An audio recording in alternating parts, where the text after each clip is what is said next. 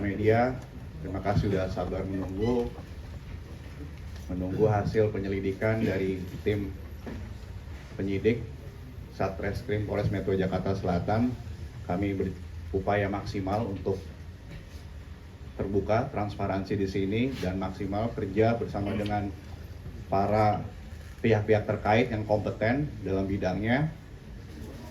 Dalam kesempatan ini saya juga mewakili Polres Metro Jakarta Selatan. Di sini masih dalam rangka berduka pada saudari LL beserta keluarga besar dan handai taulan. Semoga rahimahullah diberikan ketenangan, diterima amal ibadahnya, dan keluarga yang ditinggalkan diberikan kesabaran. Ya, langsung saja saya akan menjelaskan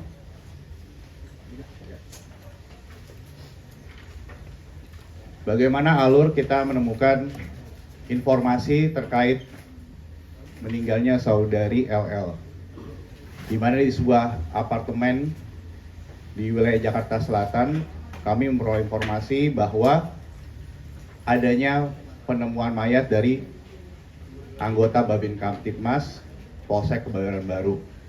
Dengan komunikasi yang baik dengan pihak apartemen, anggota Polsek Kebayoran Baru melakukan cek TKP bersama dengan tim identifikasi dari Polres Metro Jakarta Selatan. Dari informasi tersebut, kita menemukan bahwa faktanya di tempat kejadian perkara ada jenazah wanita yang sudah kita identifikasi, identitasnya sudah jelas. Oleh karena itu, kita melakukan olah TKP bersama dengan tim identifikasi Polres dan disaksikan oleh saksi-saksi dari apartemen maupun saksi-saksi yang pada saat kejadian perkara hadir. Sudah 15 saksi kita periksa sejauh ini. Saya dapat menjelaskan kronologi berdasarkan CCTV dan dibandingkan dengan keterangan-keterangan saksi yang sudah kita klarifikasi dalam proses penyelidikan. Saya terangkan lagi mengapa kita perlu menjelaskan proses penyelidikan ini, karena kita menentukan apa ada atau tidaknya peristiwa pidana dalam kasus penemuan jenazah di sebuah apartemen di wilayah Jakarta Selatan.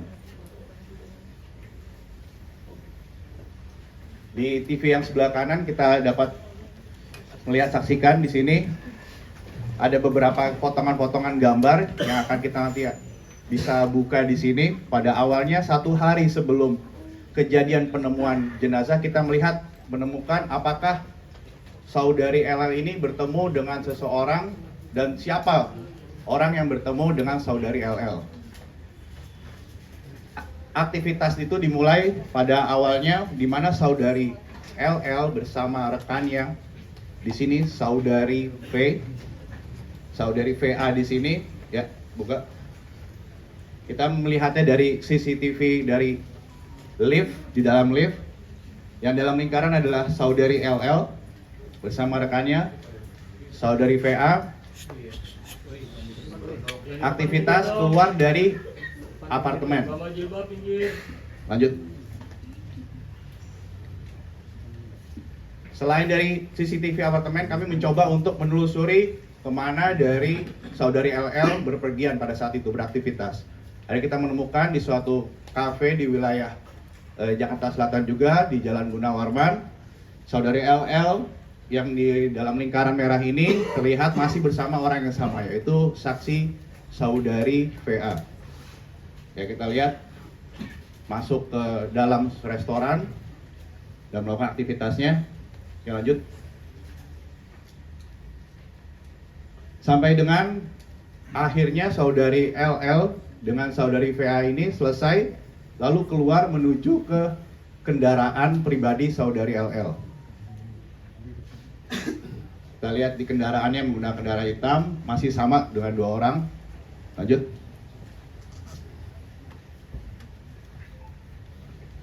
Hingga saudari LL tiba kembali di unit apartemen miliknya dan masih bersama orang yang sama, saudari VA di sini menuju ke lantai tempat saudari LL tinggal.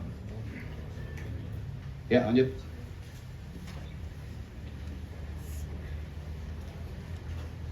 Aktivitas berikutnya dari lantai tempat saudari LL tinggal, terlihat orang yang berbeda yaitu saudari C di sini sebagai saksi, sudah kita ambil keterangannya juga, turun dari lantai tempat saudari LL tinggal menuju ke basement.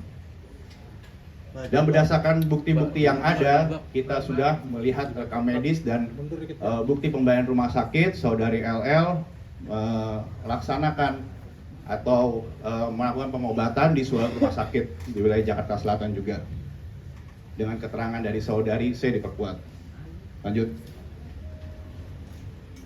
Sementara saudari LL masih di rumah sakit, di sini ada aktivitas yaitu saudari A yang dimana bekerja sebagai asisten rumah tangga turun ke bawah.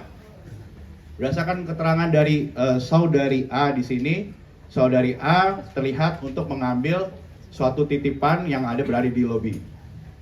Lanjut. Mbak Jilbab, munduran dikit Mbak.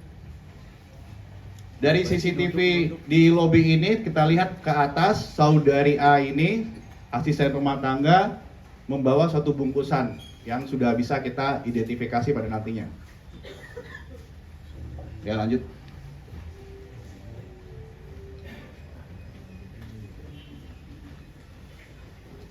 Sesampainya di atas, saudari A sudah menempatkan di suatu posisi untuk barang tersebut, dan terlihat di sini saudari LL dan saudari C sini kembali ke unit apartemen milik saudari LL.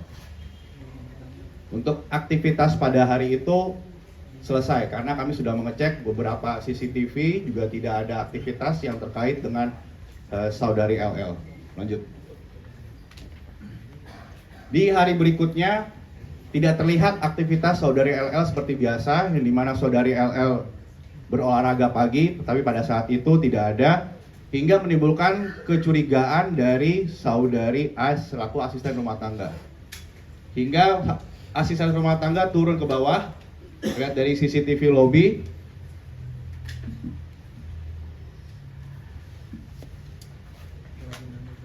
Di sini terlihat saudari A di sini mencoba untuk mencari pertolongan karena tidak bisa membuka pintu unit kamar dari saudari LL dan tidak direspon juga.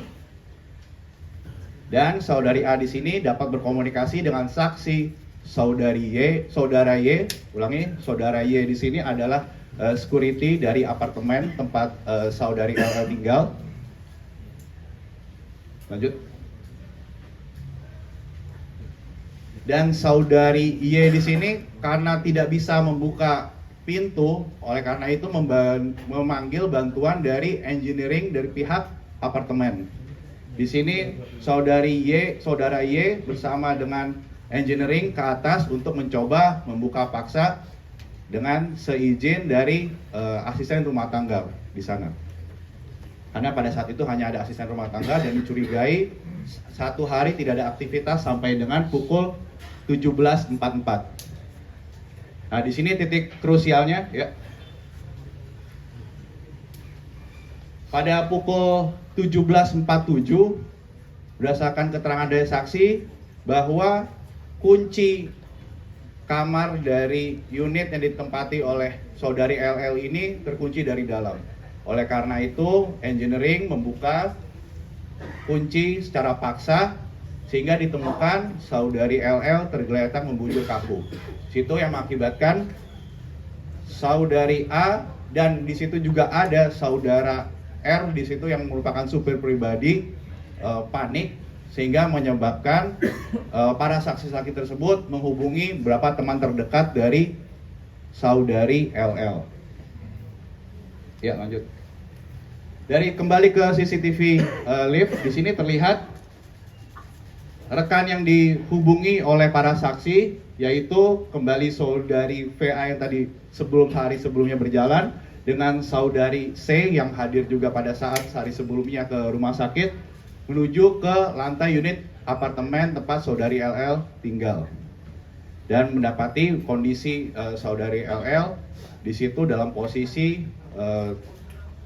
sudah di atas tempat tidur.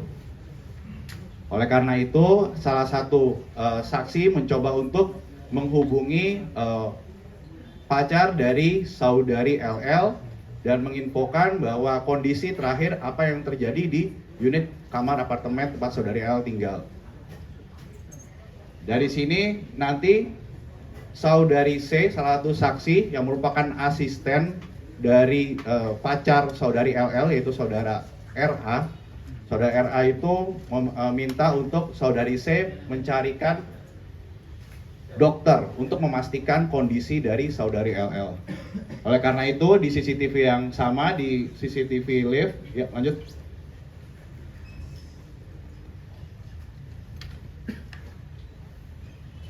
Terlihat saudara RA, pacar dari saudari LL di sini sudah hadir bersama dengan tim dokter dari saudari C yang mencoba untuk menghubungi dokter kenalan dari saudari C.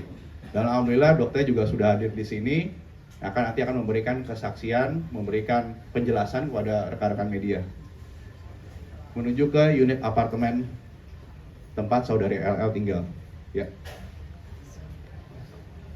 Nanti untuk lebih lengkapnya apa yang aktivitas yang dilakukan oleh Dokter R yang hadir di sini juga akan dijelaskan oleh lebih lanjut, karena kami sifatnya hanya memberikan penjelasan tentang kronologi. Lanjut, pada saat pengecekan itu sudah dinyatakan saudari LL sudah meninggal. Oleh karena itu saudari C lagi coba untuk menghubungi ambulans. Ambulans itu datang dan terlihat di sini ya, melalui lift barang. Terlihat saudara RA, yaitu pacar dari saudari LL, mendampingi di mana jenazah saudari LL sini sudah masuk ke dalam kantong jenazah.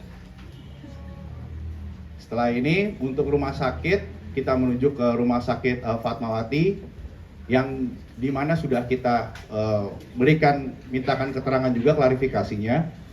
Keterangan dari rumah sakit Fatmawati bahwa kondisi saudari LL ini meninggal dunia dengan kehabisan nafas dan tidak ada tanda-tanda penganiayaan atau kekerasan.